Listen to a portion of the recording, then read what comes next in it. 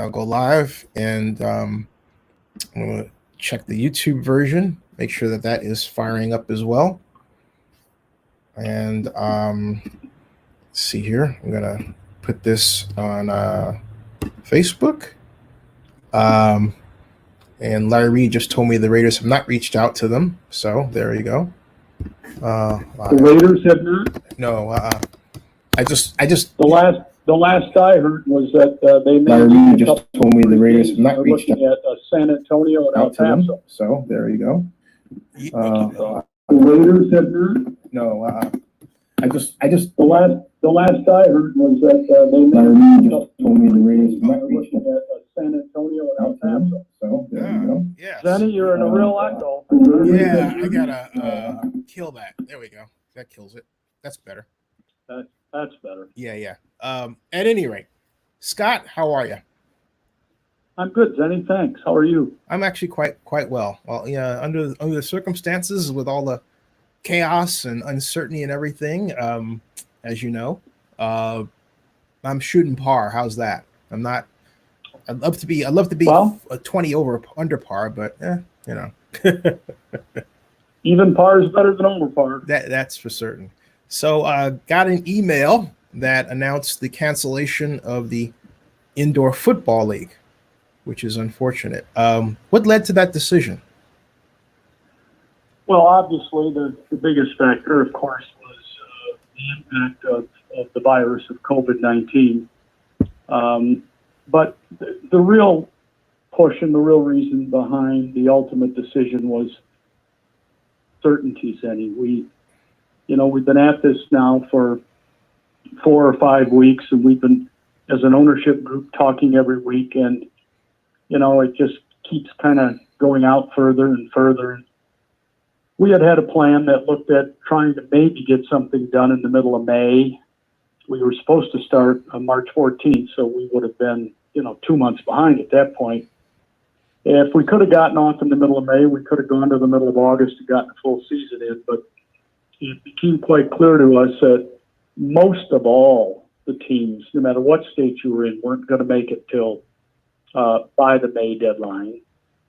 And so it was just our conclusion that when you take a look at the general safety of our players and our coaches and our fans, and in fairness to our media partners and everybody, that we were at a point where it was best for us to shut it down for 2020 and to send our players home and let them get back into a safe environment. And for us to put all of our effort and our focus on a successful 2021. Because this could have gone, we could go on for another month or month and a half and not know when and where things were going to finally break or open up. So, tough decision, agonizing, particularly for we in Oakland. This was, our first season. We had a great launch planned. With the Raiders leaving town and with our bringing football back and with our affiliation with Marshawn Lynch and others, we just had a lot of momentum. And, we regrettably aren't going to be able to have that this year, but we will rebuild and we'll come back strong as ever for next March. Hey, I'm curious, how do you feel about the president's new task force in different industries, including sport, and they have representatives from the NFL and the large leagues? Do you have any hope that they will produce any kind of outcome that might cause a reversal in the smaller leagues like the IFL and the XFL? Well, I think it's always good when the White House and when your leading elected officials are talking to sports leagues, commissioners, and owners. You've got a lot of good two-way dialogue. But the fact of the matter is that neither the elected officials, even the highest and best, most capable medical people, really know exactly where we're at quite yet. They're trying to really figure it out. I think that everybody's working really hard at trying to find a way to open the world back up in some sort of an incremental way where we preserve the health and safety of people, and yet we start to move back to a more normal life. I really don't think that there's any decisions that will be made that would have us reverse ourselves. I think that right now, most of the leagues that are in conversation are more concerned about, are they going to be able to even start their seasons on time? And I'm talking more now about Major League Baseball and the NFL. Mm-hmm. Now, Major League Baseball has already missed opening day, but, they're trying hard to get some semblance of a decent season off in a World Series. I think the two that are really working hard and thinking, can we or can we not, are college football and the NFL. But none of those are really going to impact us. Those are leagues that, if they chose to do so, with significant television contracts, they could probably play without fans for a while and be okay.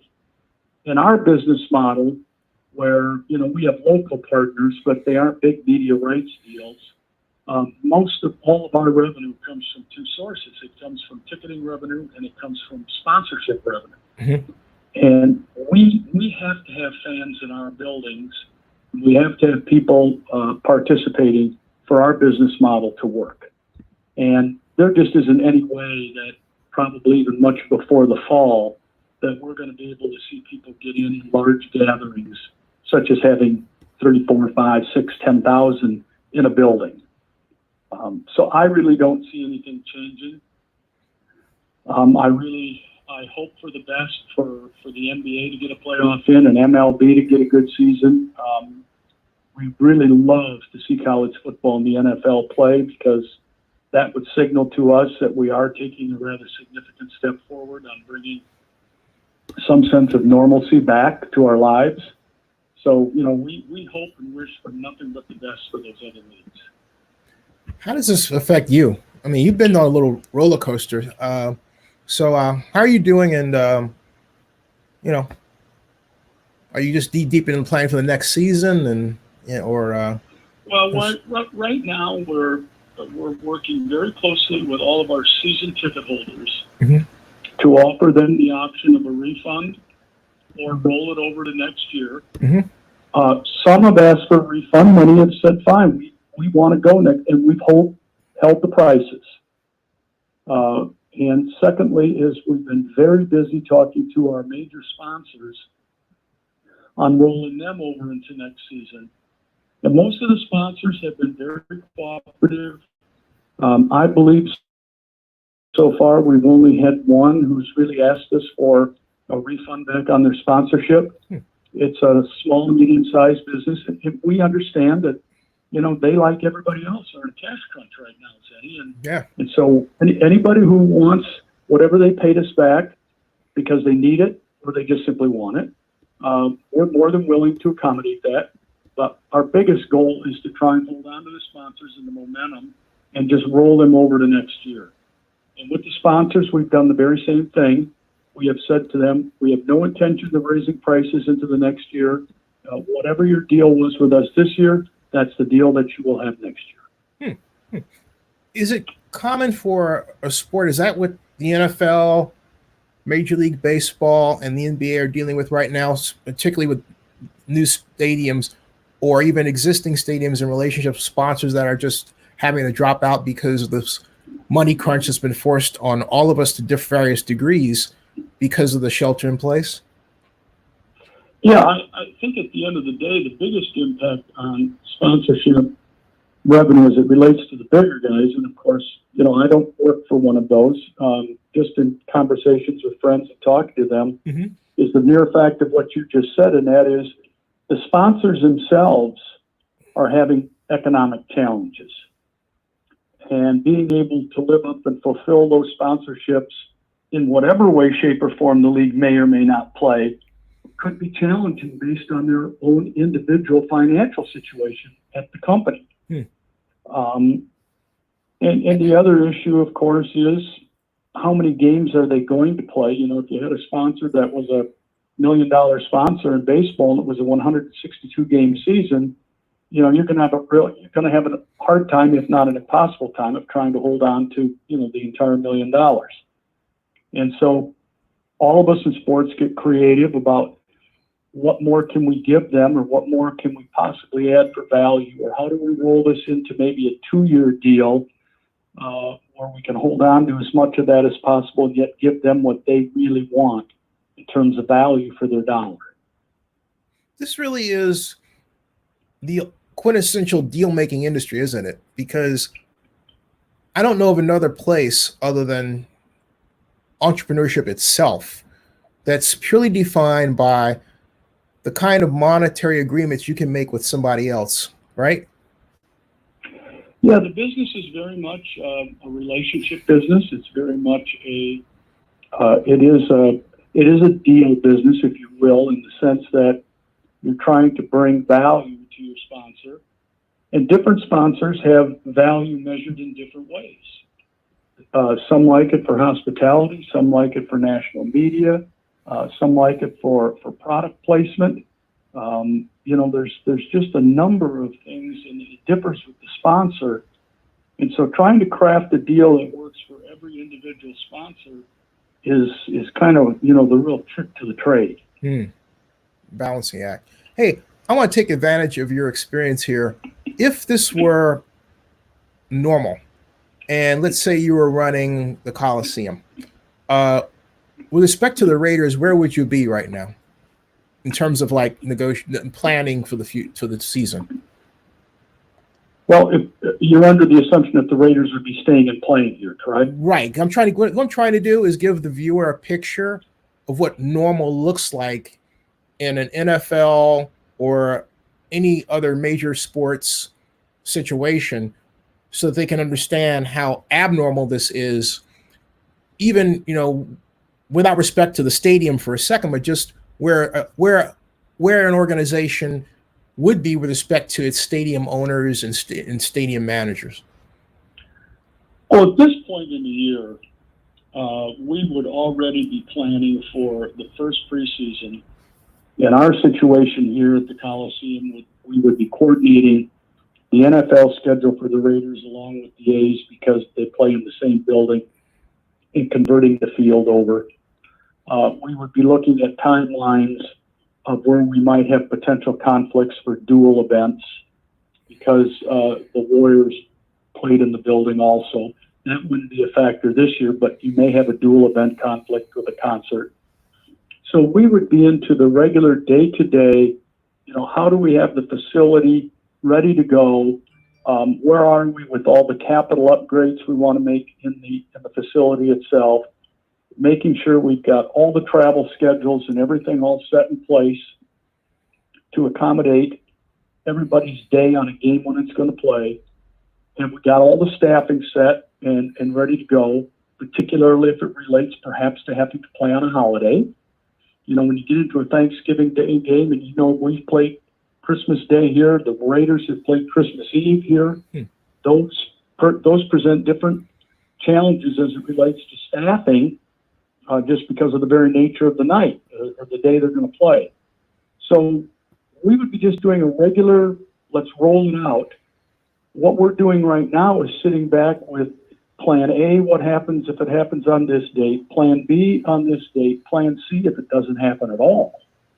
And there are college, I've talked to a couple of college athletic directors in the last couple of weeks. There are ADs in this country today that have actually got budgets ready and set to put into place that would say, we won't play college football. And that's huge. Very much so. With these big schools, 3 sports make it: football, men's basketball, ladies basketball, women's basketball. Those are the 3. That's a preponderance of the entire college athletic department's budget. And, right now they're looking at, well, is it a regular season? Do we get off on time? Do we maybe start a little late and have a shortened season? Or, God forbid, do we kill the season and we don't have one at all? You, with respect to the Oakland Panthers, already had everything in place. We're originally going to start playing at what I still lovingly call Oracle Arena, but it's Oakland Arena. And then made the decision, almost right up to touchdown's door, if you will, to stop. How is it now? You've got, I assume, a multi-year lease with the Coliseum. How does that work, or do you have to renegotiate with the JPA for next year? What does that look like? Our deal with the arena is goes directly through. We're not a long-term, big, long seasonal tenant, so our contract is actually with the operator, with AEG. Mm-hmm. No different than when Disney on Ice comes through, or the Professional Bull Riders Association. You know, the multi-event people, we're in that category because we're only playing 7 games over a 4-month period. And it is a year-to-year. So now I will sit down in the next couple of months with the people at the arena. We'll take a look at what dates we can start pegging for next year for games. We will give those dates to our league, no different than, we used to do when I was at the Coliseum. The Warriors would give us their dates. They would hand them over to the NBA, and then they would put their schedule together. And that's what we will do. And would the NFL have had its schedule out by now normally? No, the NFL usually sends their schedule out a week or two right after the draft. Right. I think the NFL schedule is to come out sometime the first week, somewhere around the 9th or 10th of May. And I have not heard any difference, so my assumption is that that's when they'll do it. In the case of something you talked about with respect to college football in the season and the possibility of it not going forward, University of San Francisco professor Dan Rasher, who's going to be my guest on this show this Friday at 3 o'clock Pacific, 6 o'clock Eastern, wrote in a column recently, I believe in Forbes, that billions of dollars would be lost in sponsorships if the college football season were canceled right now. What are your thoughts on that? We can sort of tee up Dan to give a response when he gets on here. You met Dan, by the way? What? No, I've not. I've heard the name, being here in the Bay Area. If they canceled the season, without question, there will be billions, probably closer when you take a look at everything: ticketing revenue, TV revenue, sponsorship revenue, merchandise revenue, shoe contracts, all that. It will be in the billions. And it's going to have an impact on the large university. Well, it's going to have an impact on every university, but to the big ones that, may do, like the University of Texas, I don't know exactly what the number is, but let's just say football is probably $100 million revenue base for them. That's an awful lot. Mm-hmm. And you've got your athletes on scholarship, right? Right. And so they're going to protect the student athletes, so they're going to honor the scholarship. So you got 85 guys on scholarship, but you don't have any revenue. Wow. And you don't have the game day expenses. There's no question some of that goes away, but a lot of the expense stays, but the revenue goes. And the bigger impact, Zenny, is the fact that there are so many of the other sports that rely on the big three, predominantly at the big institutions, football and basketball, men's basketball and college football, that it will have a serious ripple. Do you think esports, or let me rephrase that, do you think gambling can save us in this revenue stream problem? Because right now the focus has been on lack of ticket sales, season ticket deadlines move back, all around the idea that tails have to be put in seats. But what if a person were able to watch on their computer and then gamble on the contest, even with respect to the IFL? Has that been discussed? We in our league have not spent a lot of time talking about gaming. I do know that the bigger leagues see a real potential there.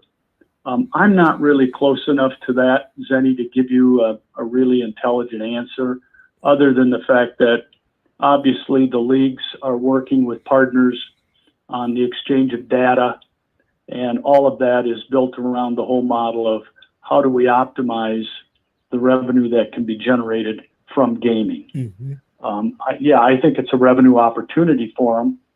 But there again, you got to play the game. Yeah. if you're not playing the game and you don't have the content, there isn't anything to bet on. And so at the end of the day, you still got to hit the field, no matter what the model is. That's true. True words have never been spoken for certain.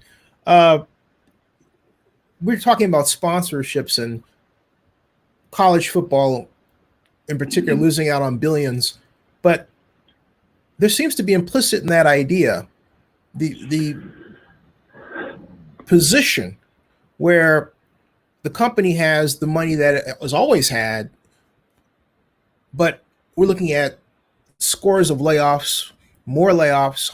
I personally believe we're going to have a 30% unemployment rate before all is said and done. I hope I'm wrong, but are we a bit too Pollyannic about the future, absent the government coming in and saying, you know what, we're going to spend $500 billion on smaller sports, and we're going to give them a boost, which will really help a lot of things. That's a good question. Are the universities going to be able to participate in some sort of a stimulus or relief package based on the loss of what has occurred here? That's not my world. I don't know a great deal about that, other than that if I were an athletic director sitting at a school, I'd be scratching my head for every source of potential relief that I could get. And there isn't any question that they've been impacted directly by the government shutdown of the economy because of what it's done, not only to their inability to play, but what it has done to the sponsors. And if you have shortened seasons even, that means you're going to have shortened television revenue packages. Even though you're going to have TV revenue, you're going to have less TV revenue. Right. And then you're going to have a situation for your TV partners who have been relying on advertisers who have spent millions of dollars on commercials.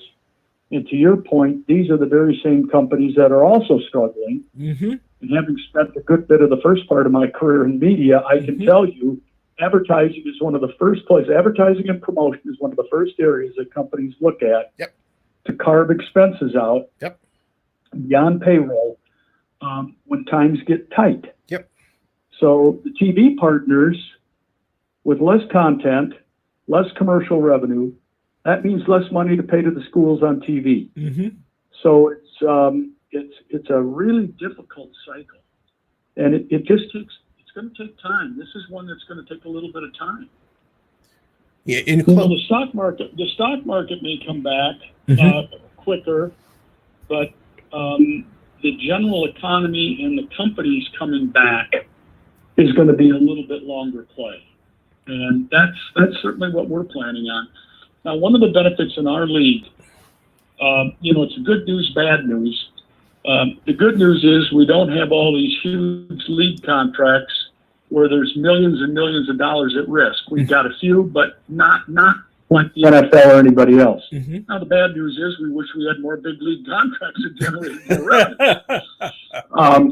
But that said, we're a little bit better insulated from the impact of what big major sponsors and companies could feel.